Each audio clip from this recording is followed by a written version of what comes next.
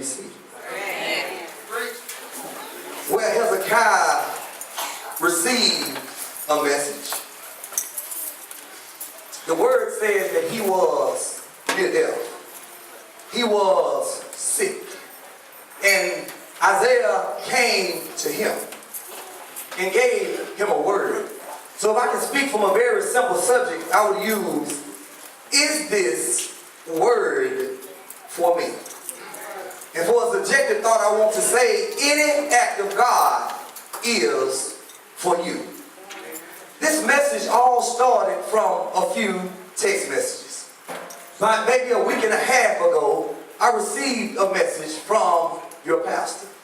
He said, I want you to speak for me either on the 22nd or the 29th. I said, well, happens I will be in town on the 22nd, so that will work out just fine.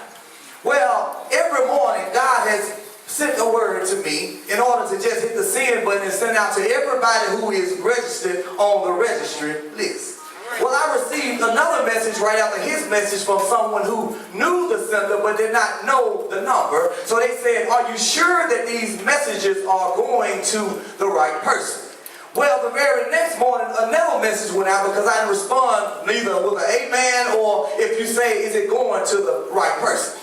Well, the next morning, the same man said, would you please take me off of your list and stop sending me these messages? That kind of disturbed me because I said to myself, now, if I sent you a picture that I was not supposed to send you of, someone that should be looking a certain way, you would probably call back and say, I don't know who you are, but I would appreciate if you continue to send me these pictures. And then they probably would have took it and tried to hide it so their wife would not see it. But you're getting an encouraging word from the Lord, and you're asking, is this word for me? You're saying, are you really sending this to the right person? But I found out that if you receive a word from the Lord and you begin to question, did he send that to the right person? Then you have a problem within yourself. In other words, you got some stuff going on with yourself that you're not quite ready to change yet. So I need to make sure that you know who you are sending these messages to, because it's some stuff that I'm not quite ready to let go of yet. All right. Well, it did not stop there. I received another message from a so-called holy roller who was on the list also but did not know the number which was sending. They said, if you cannot reveal yourself to me, then please stop sending me these messages. Well, that kind of threw me off a little bit because I said to myself, I thought you were a holy roller. But that lets you know that you never know anybody. And when God is doing something, nobody should have to reveal where it's coming from, because it is coming from the Lord. All good things come from the Lord. So when you receive something good from God, you don't need to be trying to figure out where exactly did it come from. You just need to go ahead and be receptive and understand that God is trying to do something in your life. Don't be trying to figure out who is the sender. Just realize that you are the receiver of a blessing, knowing that all of us stand in need of a blessing, just like Isaiah traveled to see Hezekiah. Now, I see Hezekiah standing there and I see Isaiah coming to him. Isaiah said to Hezekiah that you need to get your house in order, because you are going to die. You are not going to recover. And that will bring me to my first point, that is the traveling.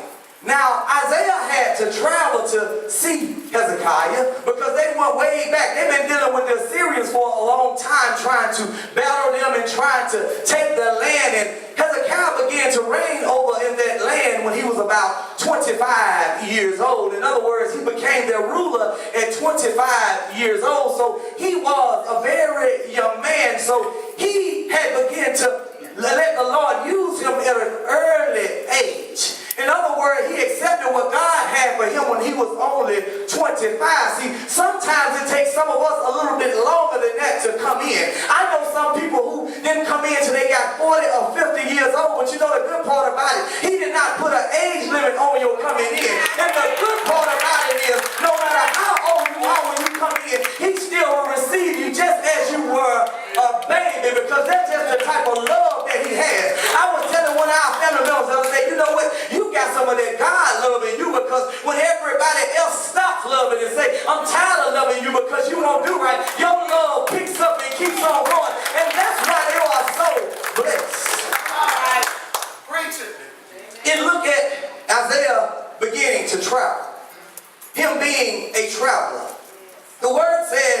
Matthew 5:16, let your light shine before men that they may see your good works and glorify your Father in heaven. So all Isaiah was doing by going to Hezekiah was letting his light shine.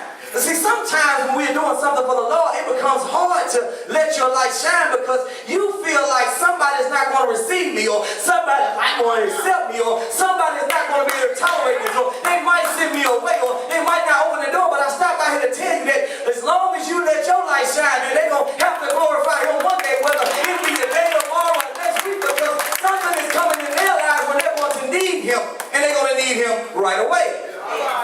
But they don't always open the door when you come. Or in other words, if you feel like if I say something about Jesus, or if I say something about God, they may want to tend to turn their backs on me. But you got to remember this. The word was set up to help us. The word was sent here to deliver us. The word was sent here to set us free of a lot of things that we deal with. Now, each and every one of us deal with problems, and sometimes we receive a word, but then the enemy will put it in your mind, is this word really for me? But I stopped by here to tell somebody that every act of God is for you. In other words, anything that's good is of God and is for you.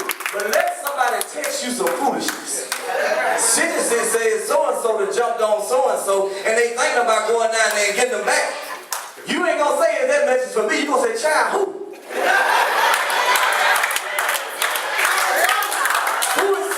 Who is so-and-so? Who did they jump on and who won the fight? I'm trying to help somebody up in this room. But when we receive something from God, wait a minute, you sure you sending that to the right person? Well, that message is for you. I can look over at David when a man by the name of Nathan came to see him. Now, David had made a mistake. David had messed up a little bit.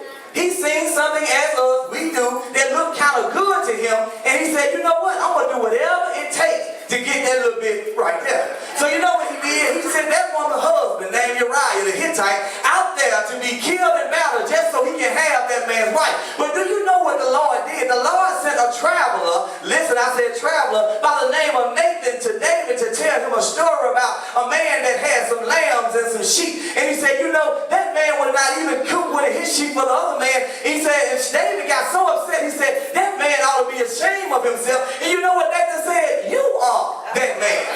You are the man that I was sent here to give this message to, because you had Uriah killed, and the Lord sent me here. Now you got his wife, and y'all gonna have a baby. But guess what Nathan told him? Because of what you done, your son, that little bitty baby that you getting ready to have, meaning that blessing that you thought you was going to get out of some mess, that baby is going to die. That's why we got to be careful in this lifetime when we are doing things, not understanding that your sin could affect that little one that you love so much.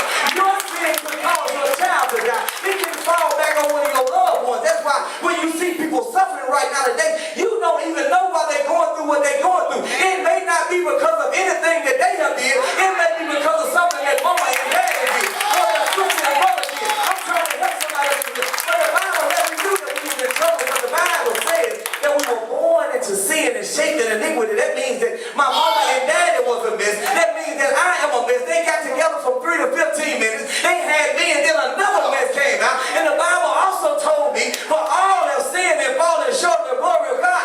That means that all of us are some messed up people. That's why we can't receive the word when it comes to us. That's why we can't accept that he has for us. So I stop by here to